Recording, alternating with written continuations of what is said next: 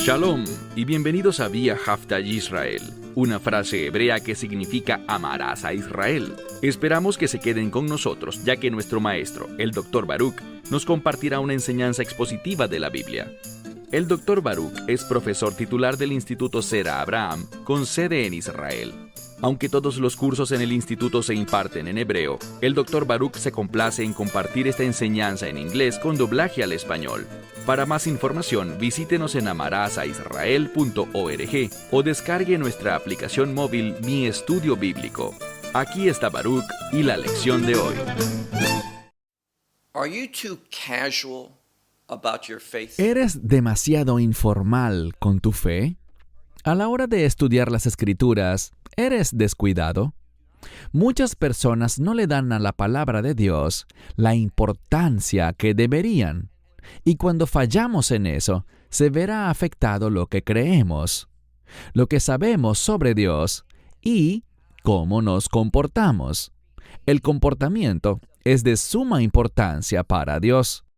Quiero decir algo, como lo he hecho muchas veces en el pasado, y es lo siguiente.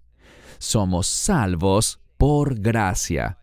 Es un regalo gratuito. Accedemos a la salvación por la fe. No jugamos ningún papel en nuestra salvación. Dios lo hace todo. Por lo tanto, las obras no forman parte de nuestra experiencia de salvación. Y vemos algo más, que nuestra conducta no mantiene nuestra salvación.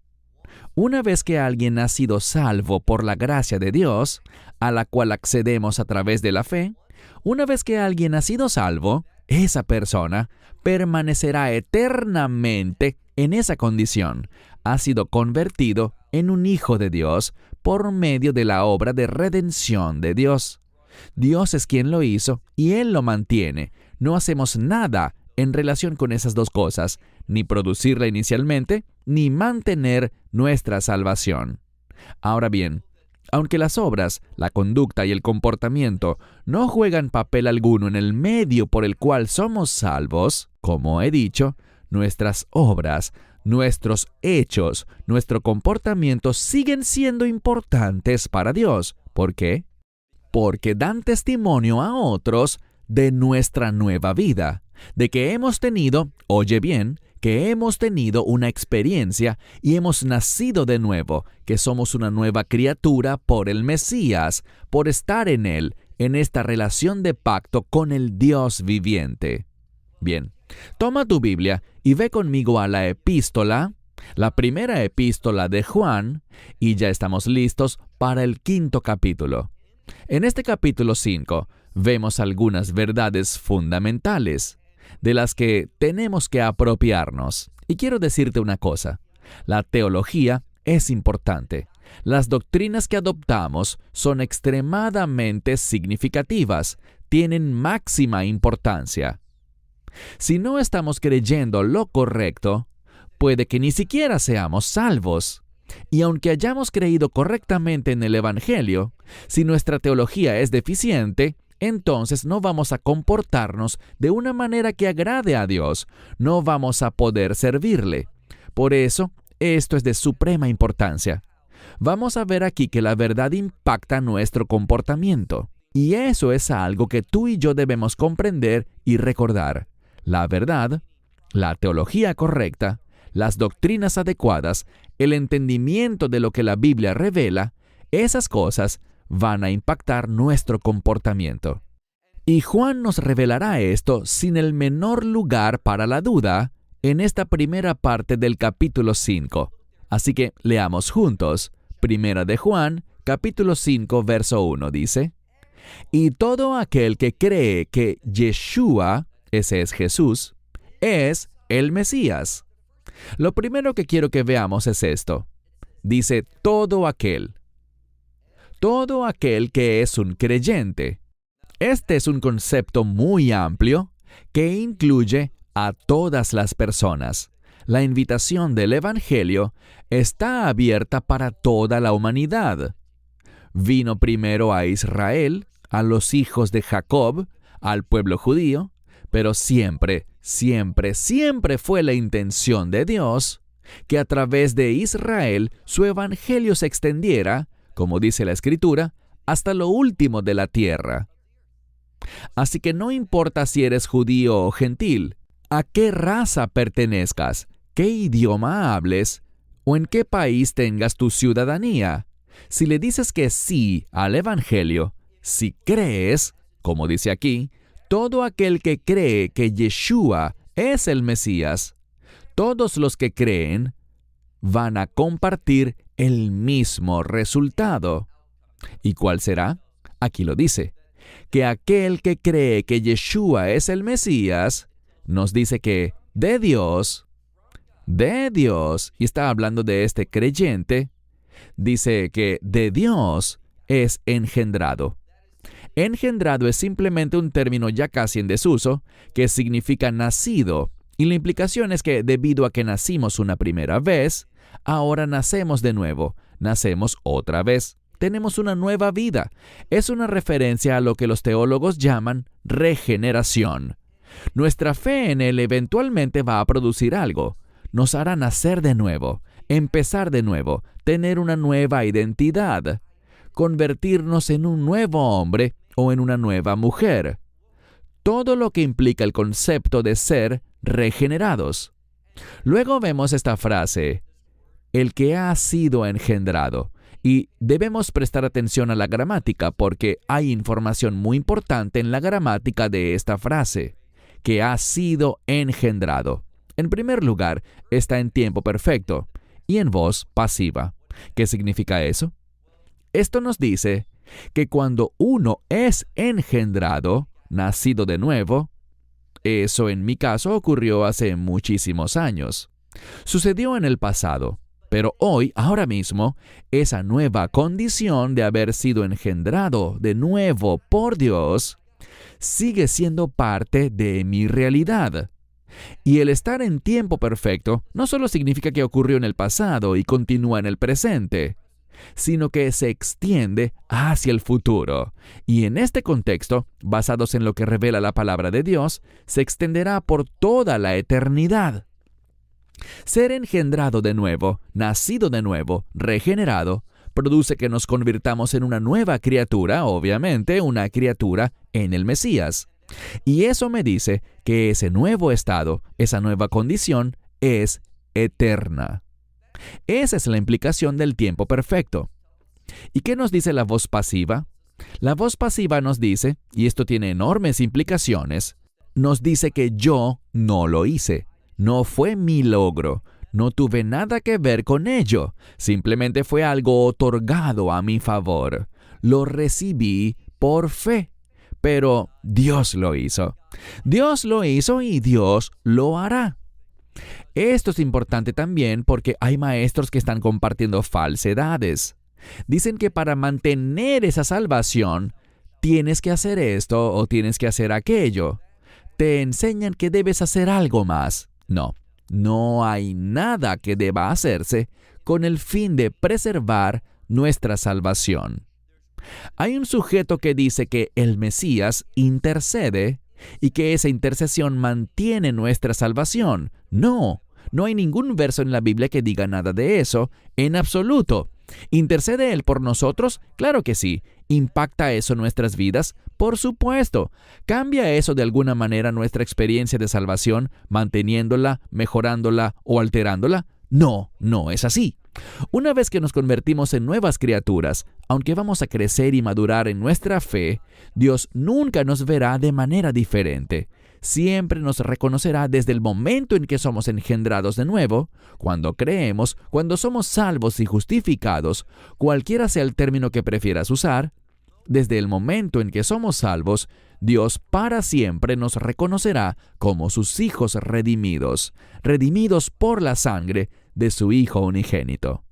Nos convertimos en parte de su familia para siempre, y eso nos da seguridad, la garantía de que la fidelidad de Dios es la que la mantiene. Él lo hace, no nosotros. Así que vemos aquí que aquel que cree que Yeshua es el Mesías de Dios ha sido engendrado. ha nacido. Y luego dice, todo aquel, ese mismo grupo, todo aquel que ama al que ha engendrado, es decir, es Dios quien hace esa obra. Entonces todo aquel que ha sido engendrado por Dios, amará a aquel que ha causado esto, al que lo ha hecho posible, y ese es Dios. Y luego dice, y amará también al que ha sido engendrado por él. Esto es importante porque algunas traducciones lo interpretan mal y le añaden palabras. Algunas traducciones dirán esto. Mira de nuevo a mitad del versículo 1. Ellos dirán, y amará también al que lo engendró a él. Ellos colocan lo engendró a él, refiriéndose a Yeshua, pero eso no aparece en el texto. Lo que resulta tan engañoso es que hay algunas Biblias supuestamente interlineales, lo que significa teóricamente que toman el griego y te dan una traducción literal. Pero lo cierto es que agregan palabras al texto que el original no coloca. Aquí dice simplemente, mira de nuevo, que aquel que cree en Yeshua, que Él es el Mesías, éste ha nacido de nuevo, y todo aquel que ama a aquel que ha nacido en sí mismo a una nueva vida, es decir, todo aquel que ha recibido a Dios, quien lo ha hecho nacer de nuevo, el que ama a Dios, éste también amará a aquel que ha sido engendrado por Él. Esto no está hablando del Mesías. El Mesías es, de hecho, el Hijo unigénito de Dios, pero la diferencia es esta. El Mesías siempre ha existido. Nunca hubo un momento en que el Mesías no existiera. Por lo tanto, el Mesías no nació en el sentido de que antes no era y luego llegó a ser. Nuestro caso es distinto. Nosotros estábamos perdidos en nuestros pecados, y este concepto de nacer de nuevo nos da una nueva realidad. Y esa nueva realidad es una realidad eterna. Pero el Mesías siempre ha existido. Cuando se habla del unigénito Hijo de Dios, simplemente se señala que Dios, el Hijo, procede de Dios, el Padre. Es decir, de esa misma divinidad, con esos mismos atributos, con esa misma existencia eterna de la que proviene. Ahora nosotros, por fe, hemos nacido de nuevo de Dios y somos llamados a amar, tal como lo dice la Escritura aquí, al final del versículo, debe amar también al que es engendrado por Él. Así que todo esto nos está diciendo lo siguiente. Nosotros, los que creemos en el Mesías, amaremos a Dios, quien nos ha hecho nacer de nuevo, y también amaremos a aquellos que han sido igualmente engendrados por Dios. De lo que esto está hablando es de la unidad entre los creyentes. Amaremos a Dios y nos amaremos unos a otros. ¿Cómo podemos estar tan seguros de que esto no está hablando de nosotros amando al Mesías, el único Hijo engendrado por Dios? ¿Cómo sabemos que no es de eso de lo que se trata el verso? Bueno, por supuesto que nosotros lo amamos, pero ese no es el enfoque del texto. La gramática no lo permite en primer lugar, pero además hay otro elemento. Mira la segunda parte de este versículo, o el segundo versículo, que dice, en esto.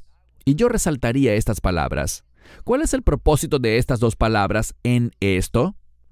Esto nos dice que lo que el versículo 2 está plasmando es una aclaración de lo que aprendimos al final del versículo 1. Así que dice, en esto, en lo que acabamos de decir, en esto, sabemos que amamos. ¿Y a quiénes amamos? A los hijos de Dios. En el verso 1 dice que si somos creyentes en el Mesías, vamos a nacer de nuevo. Y esta nueva condición, esta transformación, dará como resultado que ames a Dios. Dios es el que produjo que nacieras de nuevo, y por ende también amarás a aquellos a quienes Dios ha engendrado, a los demás creyentes. Luego dice, en esto, en lo que acabamos de aprender, queda demostrado porque, mira el verso 2, el verso entero. En esto sabemos que amamos a los hijos de Dios. ¿Quiénes son los hijos de Dios? ¿Todos los que han nacido en este mundo, creados por Él? No, solo aquellos que han nacido de nuevo por la fe en el Mesías. Esta segunda parte del versículo 2 nos dice cómo debemos entender correctamente la última parte del versículo 1. Y luego mira el final del versículo 2, donde dice, cuando a Dios amamos. Esto tiene enormes implicaciones. Dice, cuando a Dios amamos, entonces cuando estamos demostrando el amor de Dios, aquí nos va a enseñar Juan, nos va a revelar cómo ese amor por Dios que tenemos se va a demostrar, a manifestar. ¿Y cómo será? Noten lo que dice. Cuando amamos a Dios, también, este es el resultado, también sus mandamientos guardamos. Es muy sencillo. Aquí se nos dice claramente, nuestro amor por Dios queda demostrado cuando guardamos sus mandamientos. Si estás viendo una traducción más moderna, y debes saber que las traducciones modernas provienen de un texto griego diferente al que yo estoy usando. Estoy traduciendo del idioma griego al inglés por mí mismo, y la versión que uso es el Textus Receptus. La mayoría de las Biblias que la gente usa no basan su contenido en este Nuevo Testamento griego, sino que usan uno diferente llamado Nestle Aland. Nestle Aland, en lugar de decir guardamos sus mandamientos, dice cumplimos sus mandamientos. Obviamente, en nuestra forma de pensar en nuestro idioma, no hay mucha diferencia entre decir guardamos los mandamientos o cumplimos los mandamientos. Pero, ¿cuál es probablemente el término más exacto? Bueno, en hebreo decimos Anachnu mekayamim et hamitzvot. Nosotros estamos guardando, o dicho de otro modo, Anachnu shomrim et hamitzvot. Estamos guardando los mandamientos. Uno no dice en hebreo Anachnu osim et hamitzvot. Simplemente no es un hebreo correcto usar la palabra la'asot, cumplir, en relación con guardar los mandamientos, pero en otros idiomas, obviamente en español está bien y en griego está bien. Así que el hecho de que el Textus Receptus tenga la palabra guardar en lugar de cumplir muestra una conexión más cercana con la calidad hebraica de aquellos individuos judíos que habrían estado diciendo esto. Así que esto da una mejor sensación, una comprensión más precisa de cómo eran los hablantes originales y cómo ellos habrían comunicado esto. Así que, de nuevo, cuando alguien ama a Dios, también sus mandamientos guarda. Entonces, siempre que alguien ame a Dios, esa persona guardará sus mandamientos. Pasemos al verso 3. Porque este es el amor de Dios. Ahora se está haciendo muy específico. Si no entendimos lo que dijo anteriormente, ahora en este versículo, el versículo 3, lo va a dejar muy en claro. Porque este es el amor de Dios, que sus mandamientos, lo dice de nuevo, guardemos. Y los mandamientos, sus mandamientos, no son gravosos, no son pesados en absoluto, no lo son. Eso es lo que se enfatiza. Sus mandamientos no son gravosos. Ahora, lo que me gusta de esto es lo siguiente. El sujeto es Dios. Esto es muy importante. Descubrimos que somos llamados a tener fe en Yeshua, pero esa fe produce la obra de Dios en nuestra vida. Y dado que Dios se convierte en el sujeto y continuará siendo el sujeto, sabemos que estamos hablando de los mandamientos de Dios. ¿Por qué eso es importante? Porque hay quienes dicen, no, solo estamos hablando no de todos los mandamientos de la Biblia, sino solo los del Mesías, sus mandamientos, los que Él enseñó en el Nuevo Testamento. Nada que ver con el Antiguo Testamento. Uno no puede llegar a esa conclusión aquí. Eso es incorrecto. Son los mandamientos de Dios. ¿Cuáles mandamientos? Todos los mandamientos de Dios. Así que de nuevo, última parte del verso 3. Y sus mandamientos gravosos no son, porque todo aquel, y noten lo que dice, todo aquel que ha sido nacido o engendrado de Dios, y fíjense, aquí se nos dirá ahora cuál es el fruto que produce guardar y cumplir los mandamientos de Dios. Es muy importante que veamos cómo se desarrolla esta escritura, cuál es su revelación. Cuando amo a Dios, voy a guardar sus mandamientos, y guardar sus mandamientos producirá algo en mí, en este mundo. ¿Y qué será? No la salvación, sino que eso nos llevará a vivir una vida victoriosa. ¿Por qué lo digo? Una vez más, mira el versículo 4, donde dice: porque todo aquel que ha nacido de nuevo, nacido otra vez, engendrado de Dios, miren que Él es el sujeto, dice, victoria sobre el mundo. ¿Y cuál es esta victoria que vence al mundo? Nuestra fe.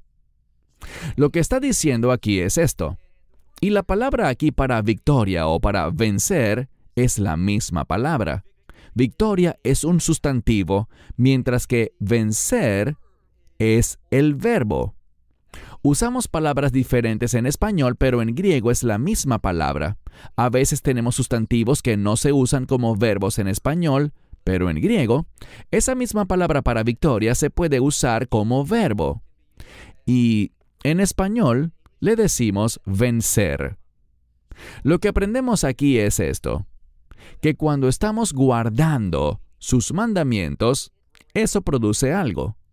Aquellos que han nacido de nuevo, lo cual se manifestará guardando los mandamientos, eso causará algo.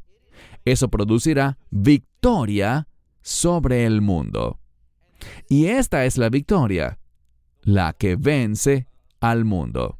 ¿Y cómo vence uno al mundo? Dice aquí, nuestra fe. Así que nuestra fe está directamente ligada a la victoria, a vencer las cosas del mundo. ¿Y cómo se manifiesta esa victoria? Guardando los mandamientos de Dios. Esto es lo que Juan nos está diciendo en su epístola. Luego vemos, pasemos ahora al versículo 5. ¿Cuál es la victoria sobre el mundo? ¿Qué es vencer al mundo? ¿No es creer que Yeshua es el Hijo de Dios? Ahora Juan simplemente ata los cabos desde donde comenzamos para mostrar el inicio y el resultado, la victoria. Y una vez más, ¿dónde se logra esta victoria? Se logra en la fe en el Mesías. Insisto, la fe en el Mesías me cambiará, producirá que yo nazca de nuevo, que sea engendrado de nuevo y me convierta en una nueva criatura, todo lo cual se manifestará en amor.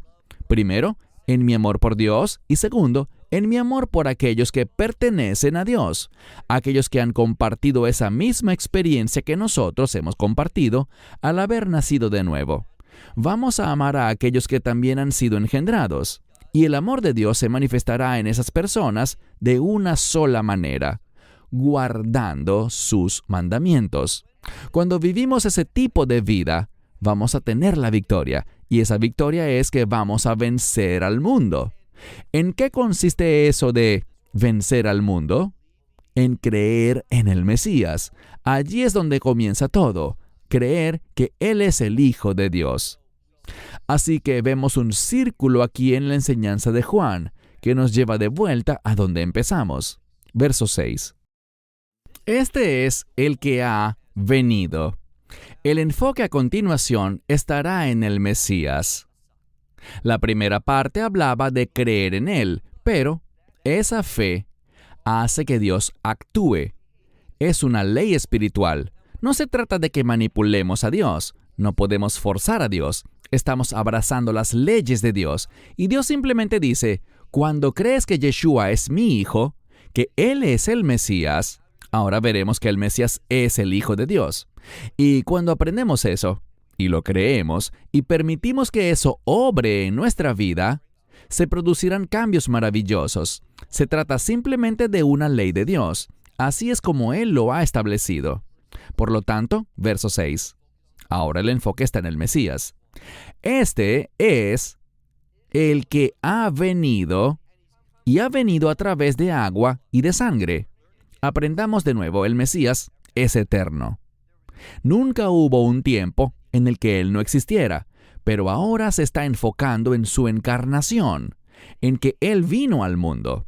Cuando habla de agua, se refiere al nacimiento físico. Y no solo dice agua, sino que además dice que éste ha venido al mundo por agua y también por sangre. La sangre se refiere a la cruz, habla de la obra que Él hizo. Así que en el versículo 6, donde dice, «Este ha venido por medio de agua y sangre», lo que señala es la encarnación y la crucifixión. ¿Y quién es este? Es el Mesías Yeshua, Jesucristo. Y no solamente en agua, no solo nació en lo natural, no solo se dio la encarnación, sino que en agua y sangre. Está hablando de que el hecho de que el Mesías existiera, de que hubiese entrado a este mundo, no era suficiente. Él tenía que morir, tenía que ser crucificado y el énfasis de su crucifixión está en la sangre. Bien, no quiero desviarme del tema mucho tiempo, pero no fue simplemente que murió. Eso es importante y Él murió. Pero el elemento clave, aquello que produce la redención, es la sangre. Y por eso aquí no solo se enfatiza que Él murió, aunque murió, sino que lo que se enfatiza es la sangre que derramó.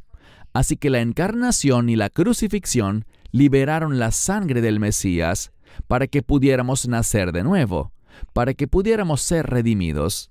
Y luego continúa diciendo, además, el Espíritu, Él es el que testifica, porque el Espíritu es verdadero.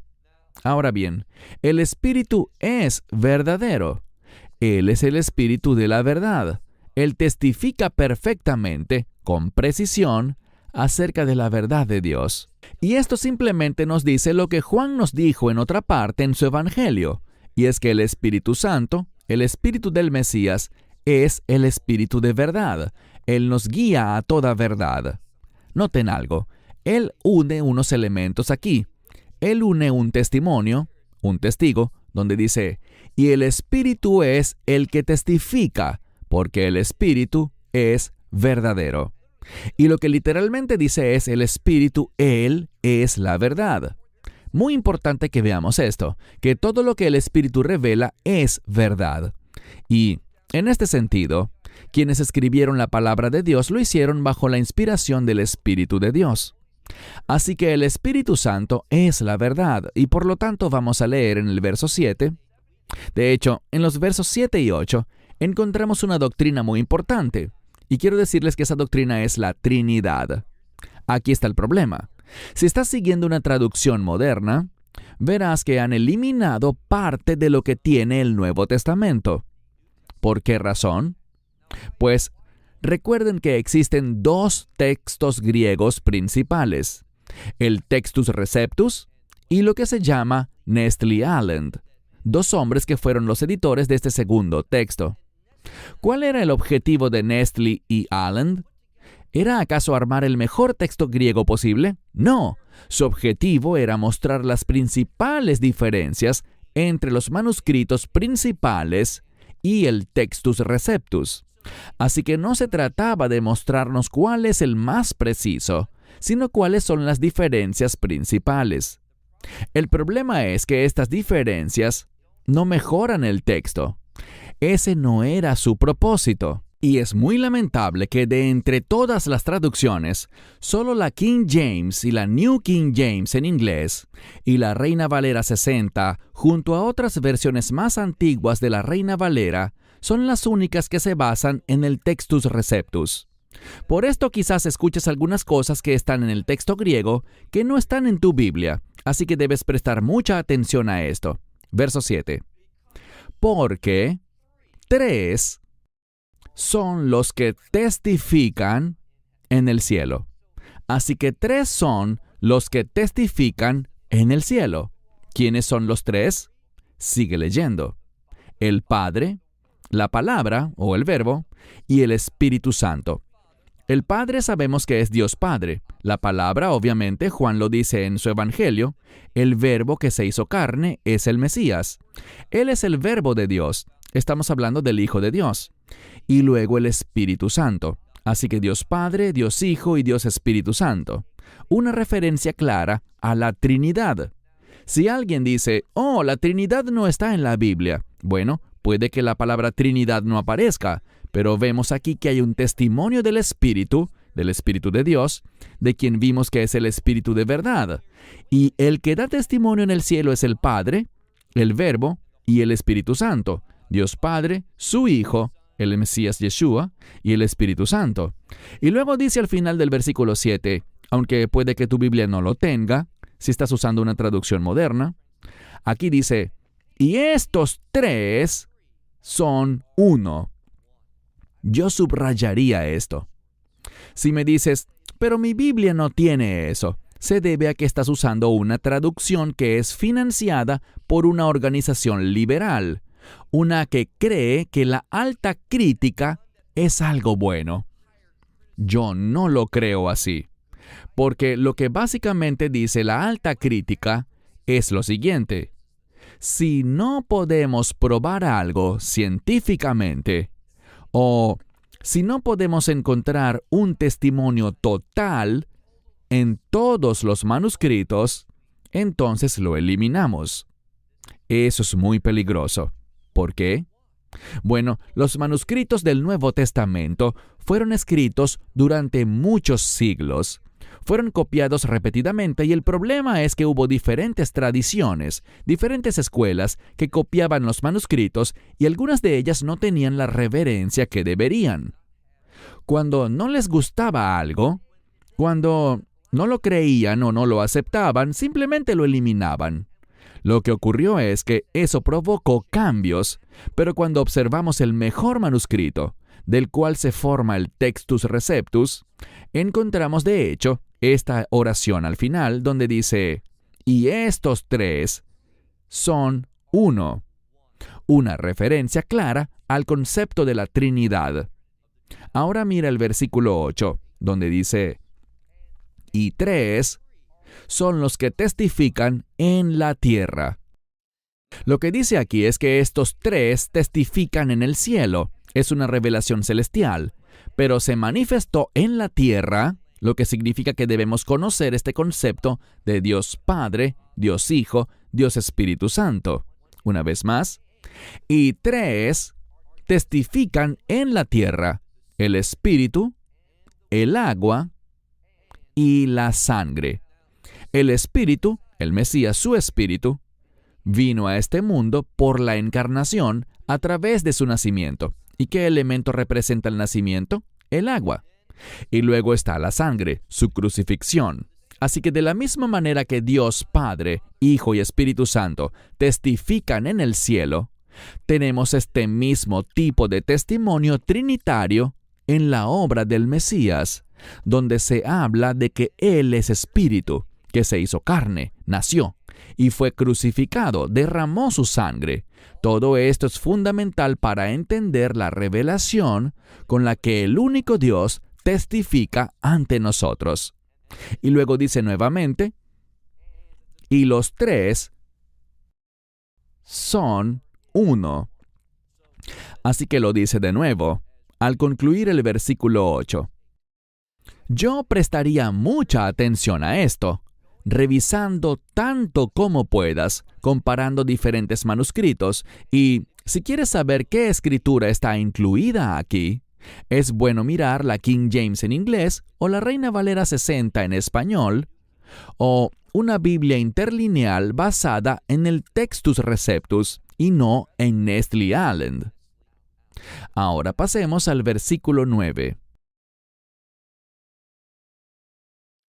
Si el testimonio de los hombres recibimos, y la gente lo hace, en un tribunal la gente cree lo que otros dicen. Así que si el testimonio de los hombres recibimos, el testimonio de Dios es mayor, porque es el testimonio de Dios y no de un hombre. Esa es la implicación. Permíteme leer la escritura una vez más, versículo 9. Si el testimonio de los hombres recibimos, el testimonio de Dios es mayor, porque es el testimonio de Dios el que ha testificado. Y aquí está lo más importante. Una vez más, cuando miras esta frase, el que ha testificado acerca de su Hijo, el tiempo verbal de esta palabra para testificar implica que Él ha testificado en el pasado, es cierto ahora y por siempre será verdad. Nada lo cambiará. Este es el testimonio de Dios. Una vez más, dice, porque este es el testimonio de Dios que Él ha testificado acerca de su Hijo. Así que debemos creer que el Mesías es Dios encarnado. Él nació como humano. Dios, que es espíritu, se hizo carne al nacer en este mundo. Ese es el agua. Así que tenemos al Espíritu de Dios volviéndose carne, y esa carne siendo ofrecida para la redención. Ese es el testimonio de la sangre. Ahora, versículo 10. El que cree en el Hijo de Dios tiene este testimonio en Él. Muy importante. Cuando crees el testimonio, entonces tienes al Hijo de Dios, este testimonio suyo, en ti.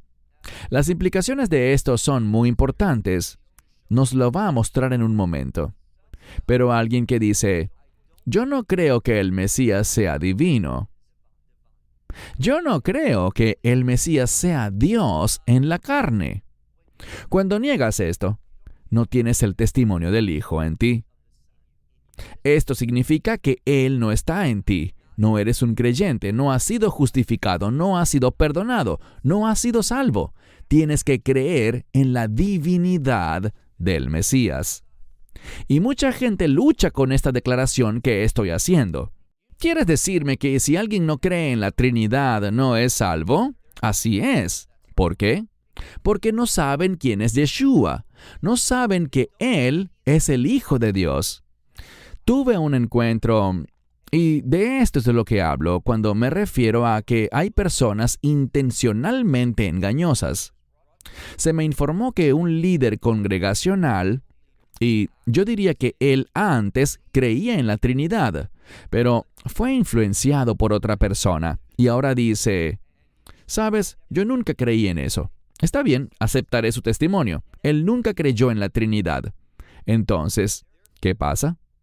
Bueno, me dijeron que él causó un problema en nuestro grupo de estudios aquí en Israel. Así que lo llamé porque lo considero mi amigo. Solía considerarlo un hermano porque pensaba que creía en la verdad, pero basado en sus palabras actuales, no es mi hermano, pero sigue siendo un amigo. Así que lo llamé y le pregunté, ¿crees tú que Yeshua es divino? Él dijo, absolutamente. Y pensé, eso es maravilloso. Pero luego, cuando indagué más, él me dijo que cree que todo tiene divinidad porque Dios lo creó todo. Y así Dios puso un poco de sí mismo en todo. Este es un pensamiento jasídico, y la persona que lo ha influenciado proviene de ese trasfondo. Por lo tanto, cuando él dice que Yeshua es divino, no cree que sea igual a Dios, sino que tiene un toque divino en él, como lo tiene toda la creación. Pero eso no es lo que queremos decir cuando declaramos que Yeshua es divino. Él me dijo, creo que Él es el Hijo de Dios. Eso suena genial, pero no fue sino hasta que le pregunté, ¿adoras a Yeshua? Que me respondió, absolutamente no. Sería una blasfemia adorarlo a Él, porque aunque fue un maestro maravilloso, aunque Dios lo usó grandemente, Él sigue siendo solo un hombre. Con esto contradijo totalmente lo que había declarado antes, pero la verdad es que antes usó las palabras de una manera que intentaba ocultar que realmente no creía en la divinidad. Cuando no sabes quién es Yeshua realmente, no puedes ser salvo. Esto es lo que Juan nos está diciendo. Si tienes este testimonio de los tres en uno, entonces tienes el testimonio de que Yeshua es el Hijo de Dios en ti. Si no lo tienes, no tienes a Yeshua en ti. Porque dice, que no cree, mira el versículo 10, leamos todo el verso. El que cree en el Hijo de Dios tiene el testimonio en sí mismo. Pero el que no cree en Dios, dice, lo hace a él mentiroso. Así que cuando alguien niega la divinidad de Yeshua, está llamando a Dios mentiroso. Esto es lo que vemos revelado en el versículo 10. Así que todos los que dicen, yo creo que Yeshua es el Mesías, pero no creo que sea divino, esta persona está llamando a Dios mentiroso. Y si tú piensas que Dios es un mentiroso, no crees en el Dios de la Biblia. Él está subrayando el problema que hoy en día tiene la gente, espiritualmente, al negar la divinidad del Mesías. Y una de las grandes conclusiones de la Trinidad es la divinidad del Mesías. De nuevo, verso 10. Leemos. El que cree en el Hijo de Dios tiene el testimonio en sí mismo. El que no cree en Dios ha hecho a Dios mentiroso, porque no ha creído el testimonio que Dios ha testificado acerca de su Hijo. Esto es muy fácil de entender. Él no ha creído el testimonio que Dios ha testificado acerca de su Hijo unigénito, el Mesías Yeshua. Si rechazas la identidad del Mesías, rechazas a Dios. Por eso algunos dentro del movimiento mesiánico, no todos, pero ya son varios, y desafortunadamente el número crece, piensan que si crees en el Dios de Israel y crees que existe un Mesías, entonces por defecto crees en el Mesías Yeshua. Y por lo tanto, ya que el Mesías y el Padre son uno, entonces ya crees en el Mesías. No. Solo porque creas que existe un Mesías y porque creas que Él es el Dios de Israel, eso no significa que creas en el verdadero Mesías. Creer que hay un Mesías que viene no salva a nadie. Tienes que creer en el Hijo de Dios por su nombre, Yeshua. ¿No es allí donde empieza esta escritura? Regresemos al verso 1. Todo el que cree que Yeshua es el Mesías, esto significa que aunque crees que existe un Mesías, eso no es suficiente. Ahora veamos el versículo 11. Y este es el testimonio, que Dios nos ha dado vida eterna. Lo que está diciendo es esto. El resultado de tener el testimonio, de creer que Yeshua es el Hijo de Dios, creer que existe Dios Padre, Dios Hijo y Dios Espíritu Santo, y que los tres son uno, cuando creemos en las tres personas, la Trinidad, entonces nos dice, este es el testimonio de que Dios nos ha dado vida eterna, vida de reino. Si no tenemos ese testimonio acerca de la identidad del Mesías, de cómo su identidad se relaciona con el hecho de que es una de las personas de la Trinidad, entonces no tenemos vida eterna. Luego dice, en la última parte del versículo 11, y esta es la vida que está en su Hijo. Esta es la vida que tenemos en Él. Solo viene a través de su Hijo. Y esta vida está en su Hijo. Otra forma como podemos traducirlo, esta vida está en su Hijo. Último versículo, el versículo 12 para terminar. El que tiene al Hijo es decir, que tiene fe en Él, en ese testimonio, el que cree en la verdad, el que tiene al Hijo, tiene vida, o literalmente la vida, refiriéndose a la vida del reino. Entonces, si no tienes al Hijo, si alguien dice, creo en el Mesías, pero no creo que sea el Hijo de Dios, ese no tiene fe en el Mesías bíblico y por lo tanto no tiene vida. El que tiene al Hijo tiene vida, pero el que no tiene al Hijo de Dios, noten cómo se enfatiza aquí, el Hijo de Dios, dice, no tiene vida. Cuando habla de tener al Hijo, se refiere a comprender adecuada y correctamente su identidad, que Yeshua es el Hijo de Dios, que Él es el Espíritu que se hizo carne. Dios es Espíritu, así que Él es el Hijo eterno de Dios, quien tomó forma humana cuando nació, el agua, para que pudiera derramar su sangre cuando fue crucificado. Solo cuando creemos en este Mesías, tenemos vida. Y esta es la fe que tenemos y que se nos exige creer. Esta fe en el Mesías nos dará el amor de Dios, que se manifestará. Ese amor se manifestará a sí mismo cuando obedezcamos la palabra de Dios. Esto es lo que Juan nos enseña.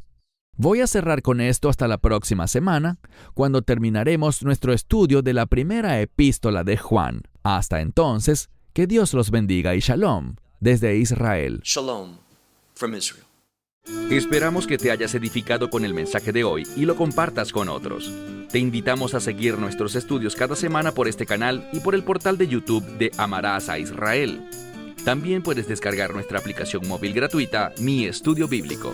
Finalmente, para obtener más información sobre nosotros, visita nuestra web amarasaisrael.org, donde encontrarás otras conferencias de Baruch en audio, video y texto. Hasta el próximo programa. Que el Señor te bendiga en Yeshua HaMashiach, Jesús el Mesías, mientras caminas con Él. Shalom desde Israel.